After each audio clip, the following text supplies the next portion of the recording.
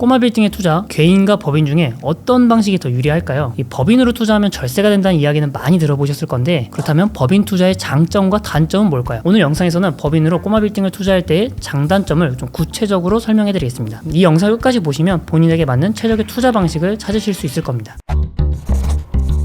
법인으로 꼬마 빌딩을 투자하는 이유는 크게 6가지가 있습니다. 첫 번째는 매매 후의 세금의 차이고요. 두 번째는 이 단기 보유 시 세금 부담의 차이, 또 세 번째로는 비용 처리의 범위의 차이가 있고, 네 번째로는 증여 및 상속의 유리함, 다섯 번째는 RTI 미적용으로 대출 한도의 확대가 있고요. 마지막으로 여섯 번째는 기타 법인 투자의 장점들이 있습니다. 이제 하나씩 자세히 살펴보겠습니다. 첫 번째는 법인과 개인의 세금의 차이인데, 이 법인으로 투자하면 세금 부담이 개인보다 낮아질 가능성이 큽니다. 왜냐하면 개인은 양도소득세가 누진세 구조로 투자 수익이 커질수록 세율이 최대 45%까지 올라갑니다. 근데 반면에 법인은 수익이 200억까지도 19%의 세율만 적용되니까 훨씬 낮은 세금 부담을 가집니다.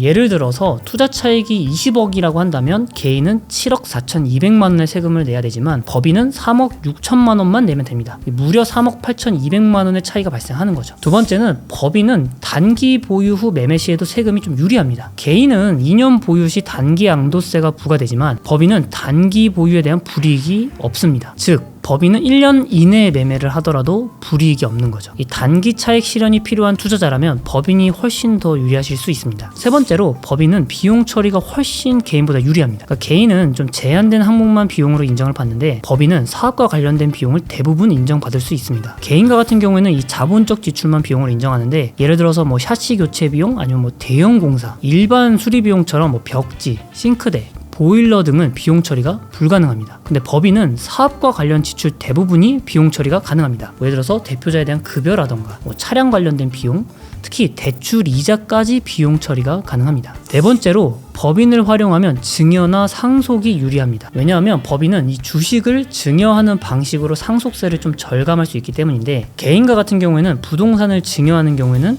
취득세, 증여세의 부담이 발생하고 이 절차가 좀 복잡합니다. 부동산 계약서를 작성을 해야 된다거나 등기를 변경해야 된다거나. 근데 법인은 이 주식으로 증여가 가능하기 때문에 절세 효과가 훨씬 큽니다. 특히 이 가족법인이라는 걸 설립해서 주식을 증여를 활용한다면 증여세 절세 효과가 훨씬 극대화가 됩니다. 다섯 번째로 법인은 RTI, 임대 이자 상환 비율 규제를 받지 않습니다. 즉 같은 조건에서도 법인은 개인보다 더 많은 대출을 받을 수 있습니다. 개인과 같은 경우에는 RTI가 적용받기 때문에 임대 수익이 낮으면 대출 한도도 좀 제한이 되는데, 법인 같은 경우는 이 RTI가 적용이 되지 않으니까 최대 80%까지도 대출이 가능합니다. 대출, 레버리지를 적극 활용하려면 개인보다는 법인이 유리합니다. 마지막으로 법인은 다음과 같은 추가 장점이 있는데, 공동 투자에 유리한데 이 법인의 지분 거래로 투자금을 회수할 가능성이 좀 크고요. 그리고 유한 책임을 보장받을 수 있는데 개인보다는 법적 책임에 좀 제한적입니다. 그리고 건강보험료도 절감이 가능합니다. 왜냐하면 부동산이 법인 명의로 등록이 되어 있기 때문이고요. 법인에서 급여 수령이 가능합니다. 즉 대출 및 자금 출처의 증빙이 유리하다는 거죠. 오늘 영상에서는 법인으로 꼬마 빌딩 투자할 때 장점 과 단점을 비교해봤는데요. 법인이 무조건 유리한 건 아니지만 이 투자 목표에 따라 효과적인 전략은 될 수 있습니다. 그러니까 앞으로도 꼬마 빌딩 투자랑 세금 관련된 꿀팁 알려드릴 테니까 다음 영상도 기대해주세요. 다음 영상에서 만나요.